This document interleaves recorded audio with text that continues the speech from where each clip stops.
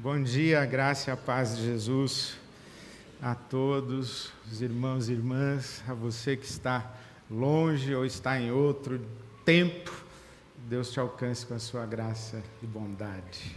Que celebração tão linda, né? Quanto Deus já nos deu, quanto Deus já falou conosco, quanto Deus já soprou de fôlego, de vida nos nossos corações. Que celebração tão linda. Louvado seja o Senhor nosso Deus, a Ele toda a glória, todo louvor, toda adoração. Amém, amém, amém. Hoje eu quero contar para você a história de um sonho, o sonho de Jacó. Essa história está no livro do Gênesis, o capítulo 28. Gênesis 28. Fala sobre uma fé infantil e uma fé adulta. Uma fé em formação, porque o infantil não é negativo. Infantil é ainda não maduro.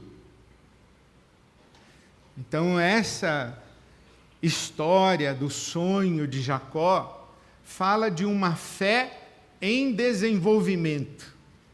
Fala de uma experiência de Deus que está nascendo.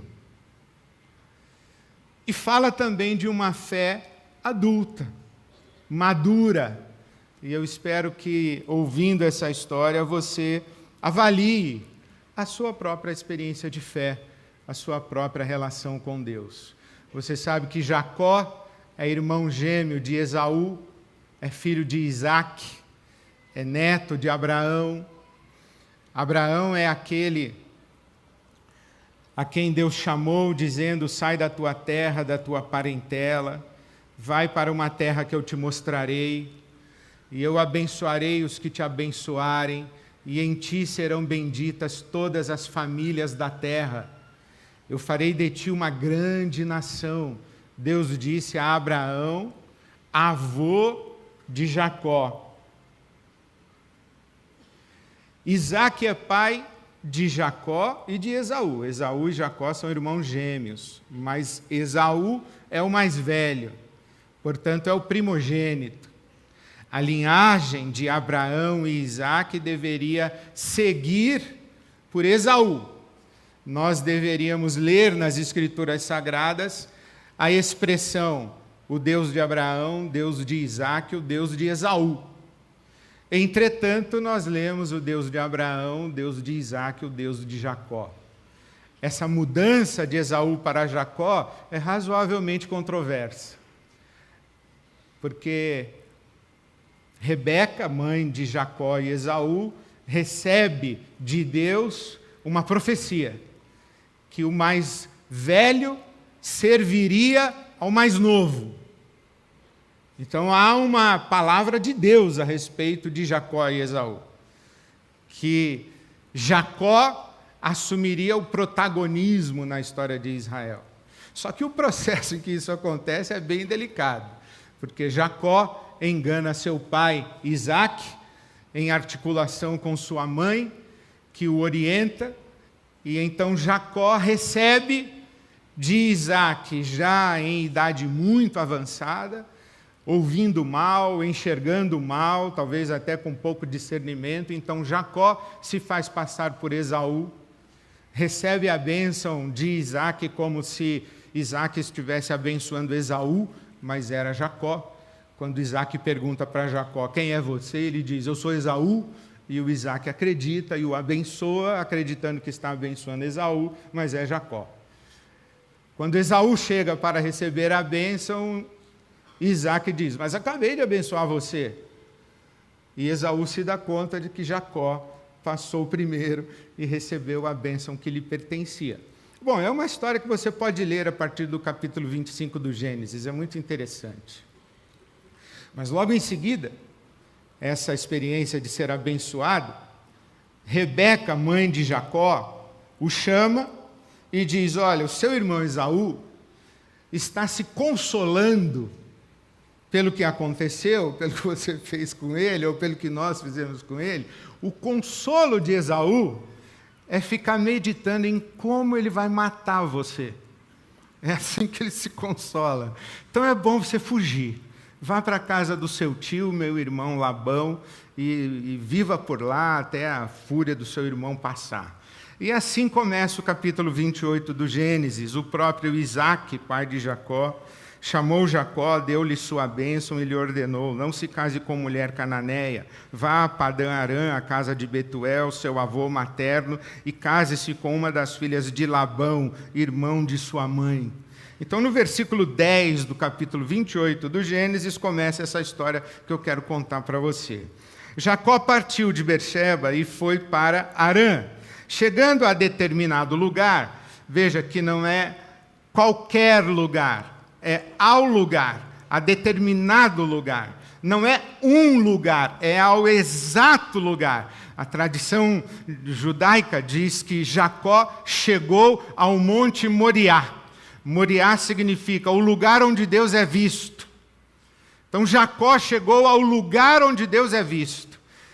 Em Israel se diz que esse lugar, Macom, esse lugar é o lugar onde Abraão ofereceu Isaque como um sacrifício a Deus, e Deus poupou Isaque, oferecendo um cordeiro para ser sacrificado no lugar de Isaque. É o mesmo lugar. Esse lugar onde Salomão depois vai erguer o templo em Jerusalém. É esse lugar, é nesse lugar que Jacó chega. Chegando a um determinado lugar, parou para pernoitar, porque o sol já se havia posto. Tomando uma das pedras dali, usou-a como travesseiro e deitou-se. E teve um sonho no qual uma escada apoiada na terra, e o seu topo alcançava os céus, e os anjos de Deus subiam e desciam por ela. Ao lado dele, Jacó, estava o Senhor, que lhe disse: eu sou o Senhor, o Deus de seu pai Abraão, o Deus de Isaque. Darei a você e a seus descendentes a terra na qual você está deitado. Seus descendentes serão como o pó da terra e se espalharão para o oeste, para o leste, para o norte e para o sul. Todos os povos da terra serão abençoados por meio de você e da sua descendência. Estou com você e cuidarei de você. Aonde quer que você vá, eu o trarei de volta a esta terra. Não o deixarei enquanto não fizer o que lhe prometi. Olha, as palavras de Deus para Jacó em seu sonho são as mesmíssimas palavras de Deus a Abraão, avô de Jacó. Vou fazer de você uma grande nação, através de você abençoarei todas as famílias da terra. Versículo 16. Quando Jacó acordou do sono, disse: sem dúvida o Senhor está nesse lugar, mas eu não sabia. O Senhor está nesse lugar, mas eu não sabia. Teve medo e disse: temível é este lugar, não é outro, senão a casa de Deus. Esta é a porta dos céus. Na manhã seguinte, Jacó pegou a pedra que tinha usado como travesseiro, colocou-a em pé como coluna e derramou óleo sobre o seu topo. E deu o nome de Betel àquele lugar. Betel significa casa de Deus. Deu àquele lugar o nome de Betel, embora a cidade anteriormente se chamasse Luz. Então Jacó fez um voto. Presta atenção no voto. Se Deus estiver comigo, cuidar de mim nesta viagem que estou fazendo, prover-me de comida e roupa e levar-me de volta em segurança à casa de meu pai, então o Senhor será o meu Deus. E esta pedra que hoje coloquei como coluna servirá de santuário de Deus, e de tudo o que me deres, certamente te darei o dízimo. Ora, que história complicada, porque a primeira reação que eu tenho quando leio essa história é colocar a mão na cabeça e falar assim: que cara sem noção.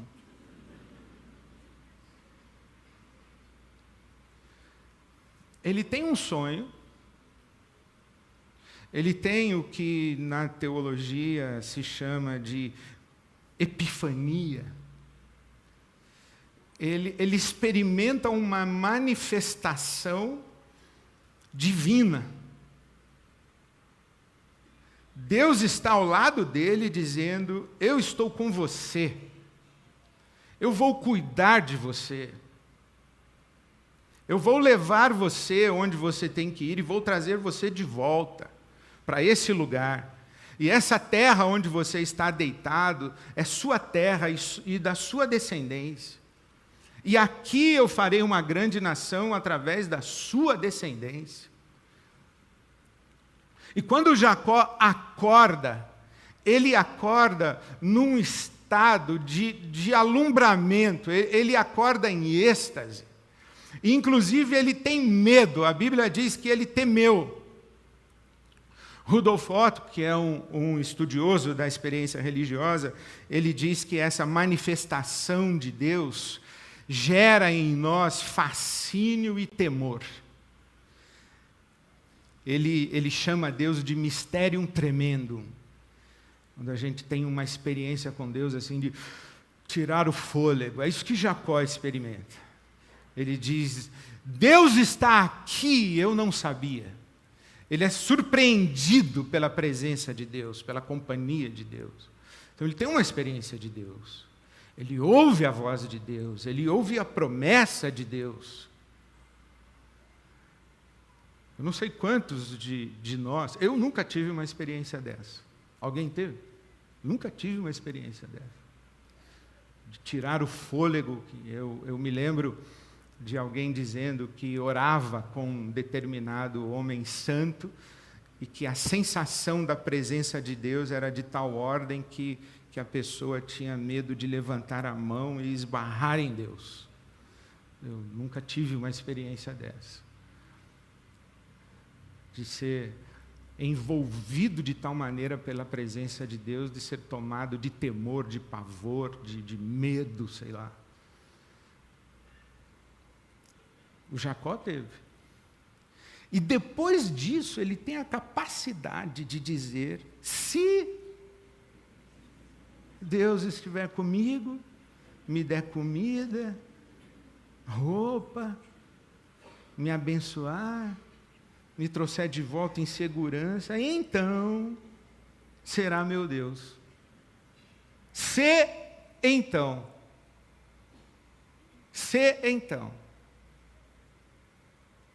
Só que nós estamos lendo esse texto praticamente 4.000 anos depois.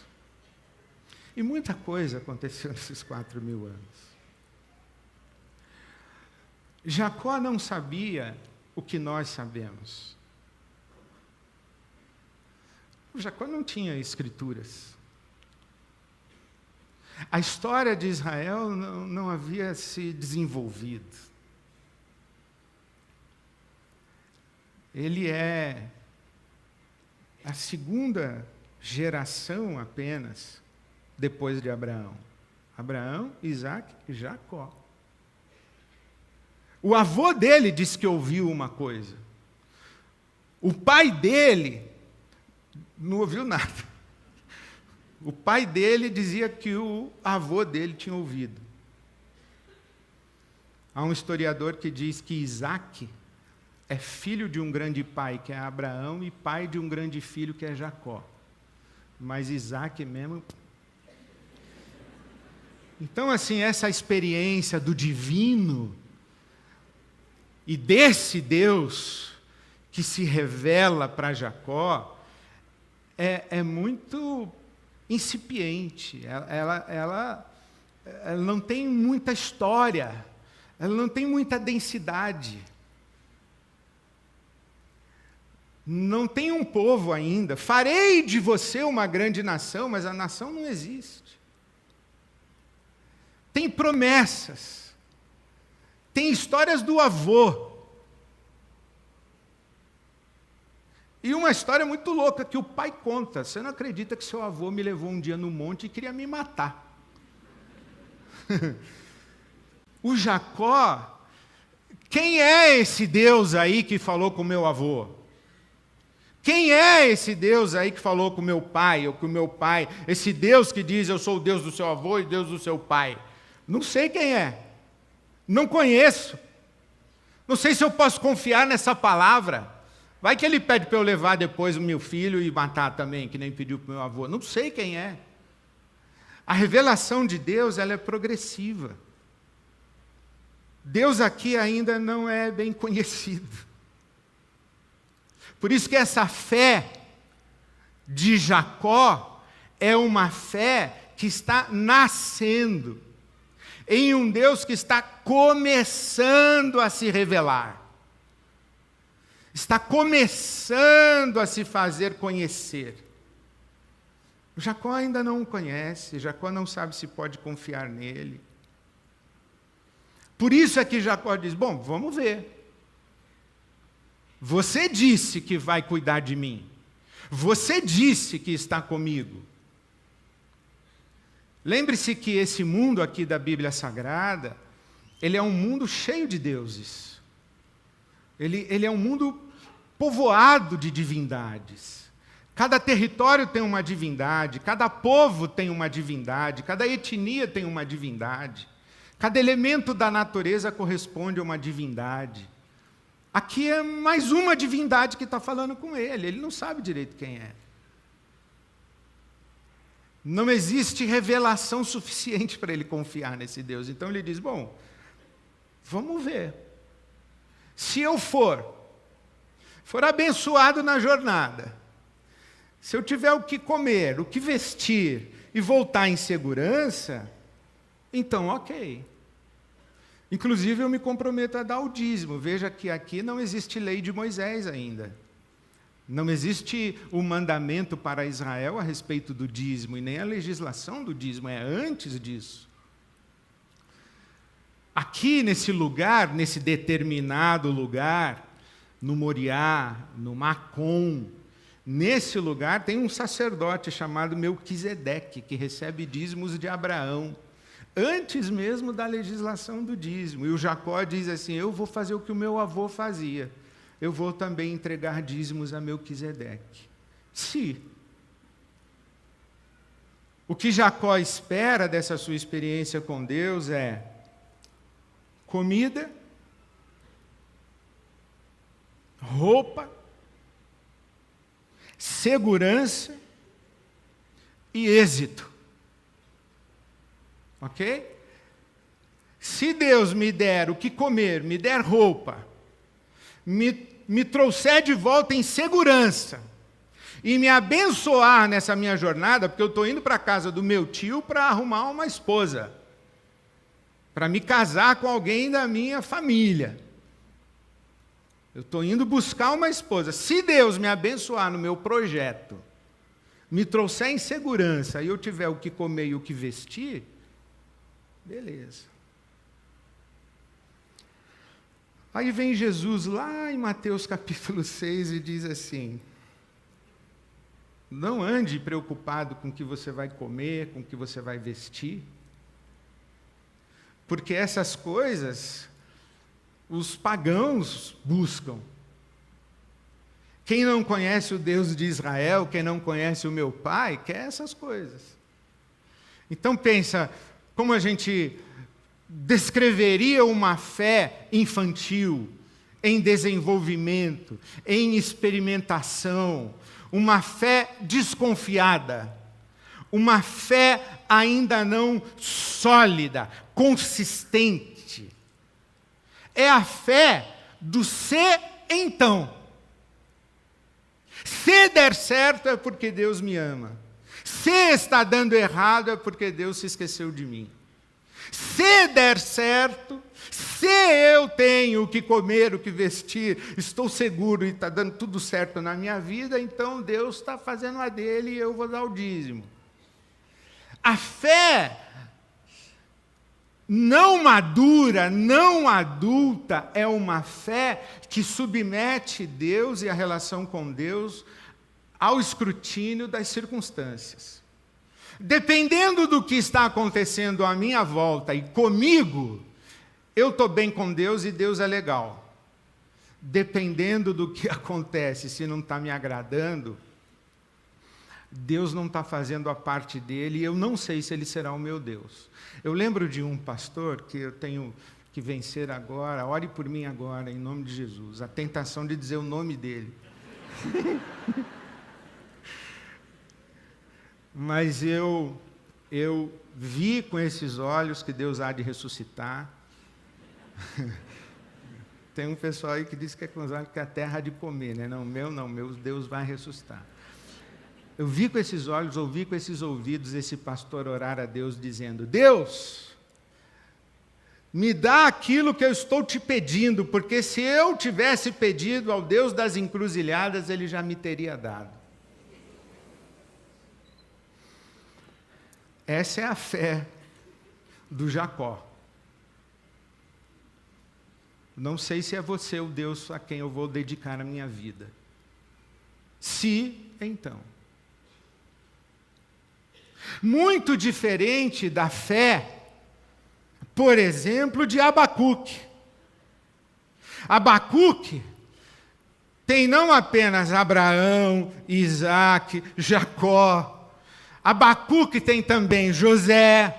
Abacuque tem também Moisés, Abacuque tem também todos os juízes, tem Gideão, Sansão, Débora, Abacuque tem o rei Davi, tem Salomão, Abacuque tem o Saltério, Abacuque tem a sabedoria de Israel compilada por Salomão no livro dos Provérbios, Abacuque é profeta, Abacuque já tem o templo de Jerusalém, Abacuque já tem a linhagem dos sacerdotes, já tem a estrutura sacrificial, Abacuque já tem revelação de Deus, já tem a Torá, Abacuque já conhece o Deus de Israel, então Abacuque diz assim: ainda que a figueira não floresça, não haja fruto na vide, o produto da oliveira minta no curral, não haja o gado e todos os meus rebanhos sejam arrebatados, todavia eu me alegrarei no Senhor e exultarei no Deus da minha salvação.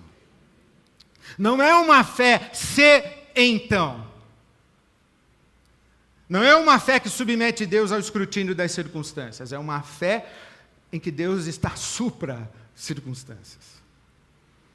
É a fé, por exemplo, de Sadraque, Mesaque e Abdenego. Conhece a história desses três camaradas? Livro do profeta Daniel, capítulo 3. Eles foram levados para o cativeiro na Babilônia, para a corte de Nabucodonosor. Estão ali. O rei da Babilônia diz assim: agora todo mundo tem que prestar culto ao rei.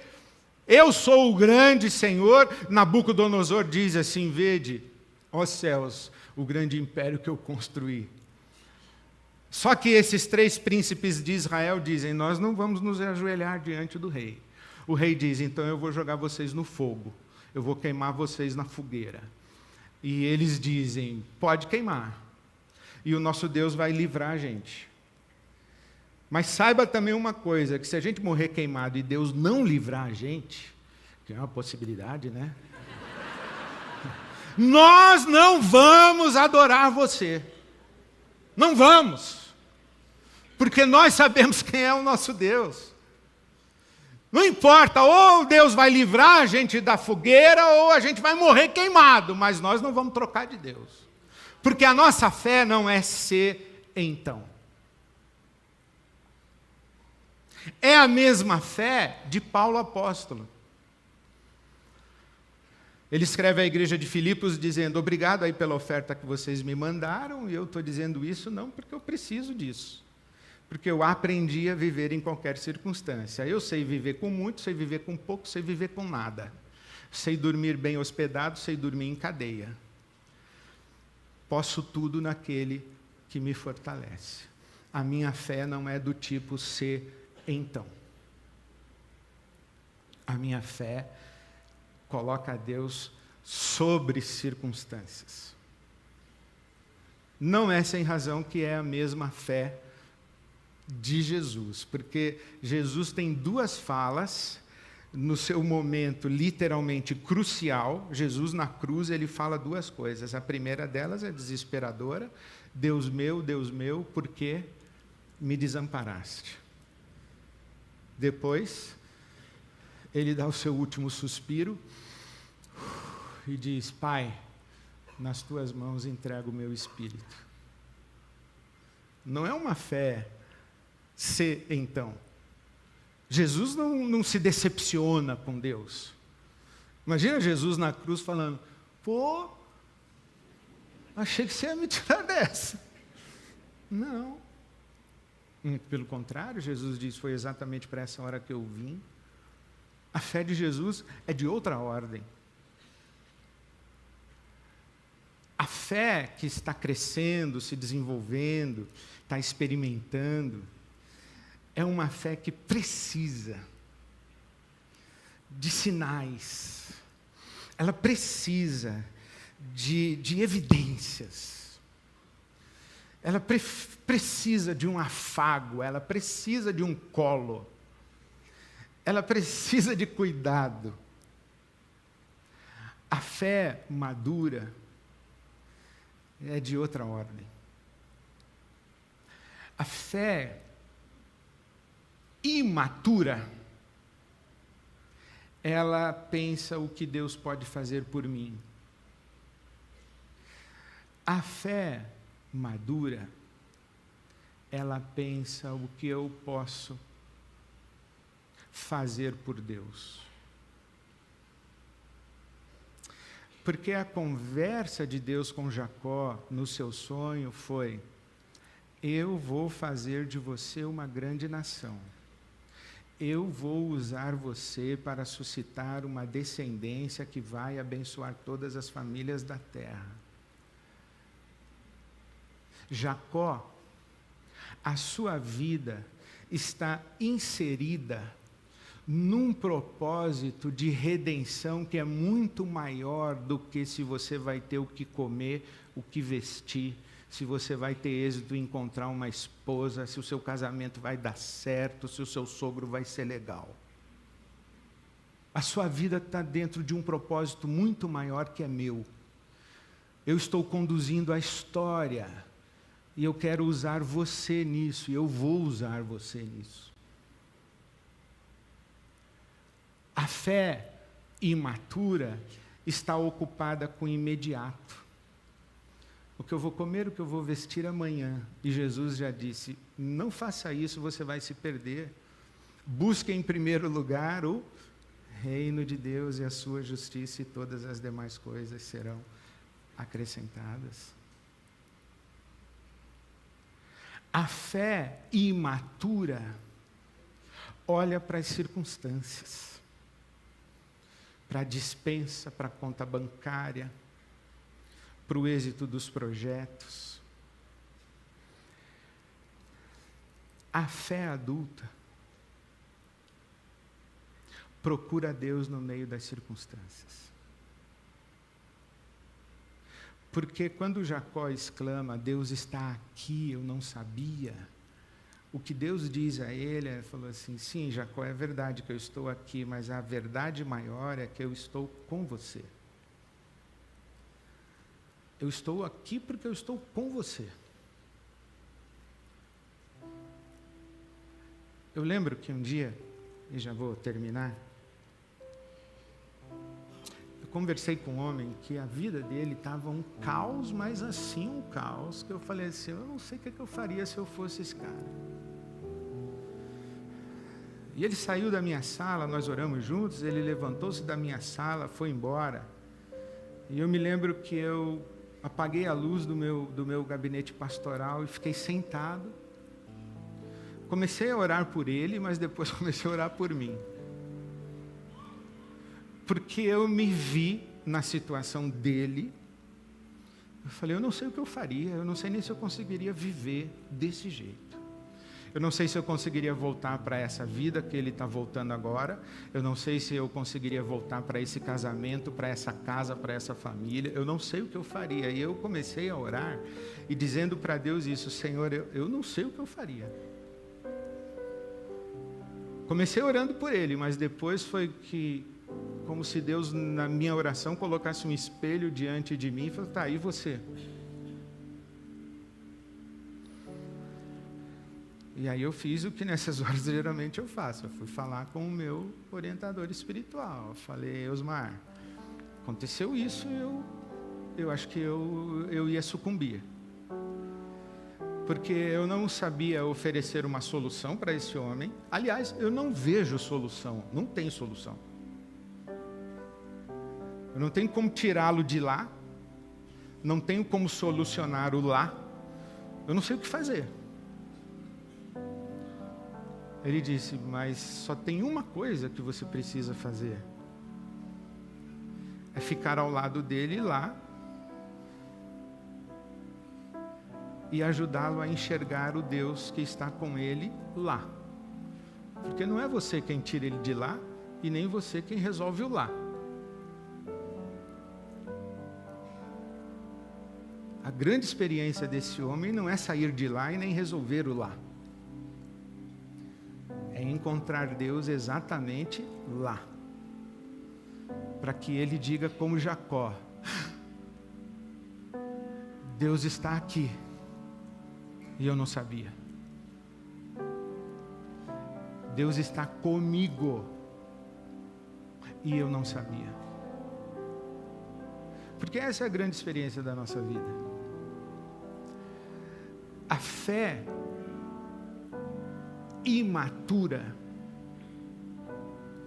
ou quer sair de lá, ou resolver o lá, ou quer solução, ou quer escape. A fé adulta é aquela capaz de discernir, enxergar, ouvir. Deus está aqui. Nós acabamos de cantar e eu pediria que nós cantássemos de novo. Tua bondade me seguirá, tua bondade me seguirá.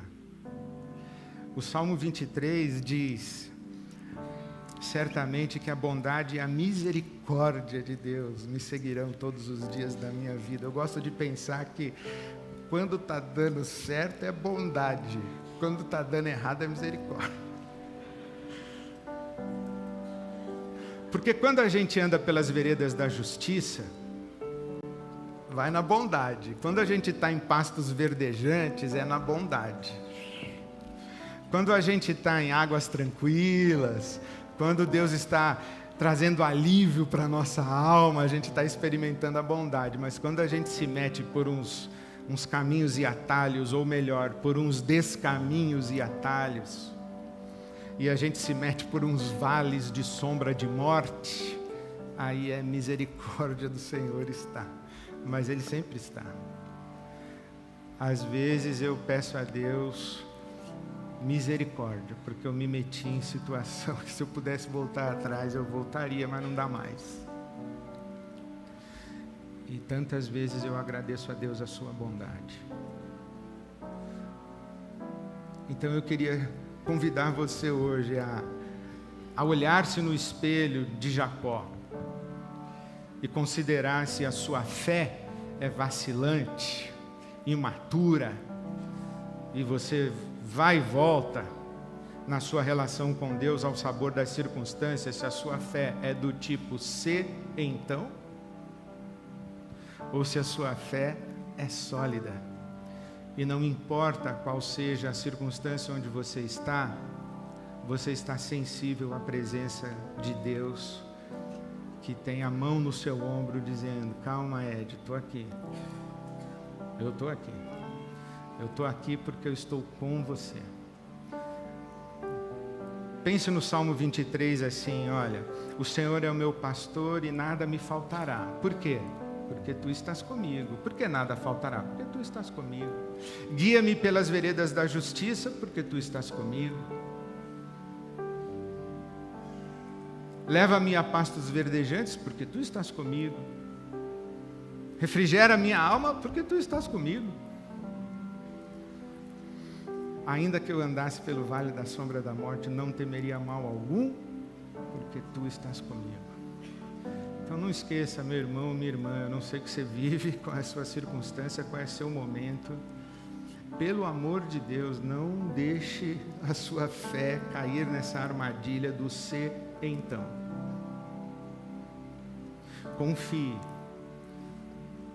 Feche seus olhos e perceba Deus colocando a mão sobre você, dizendo, calma, eu estou aqui, eu estou com você, a gente vai sair dessa. Calma, eu estou com você, eu estou contigo. Por onde você for, a bondade de Deus há de te seguir. Amém.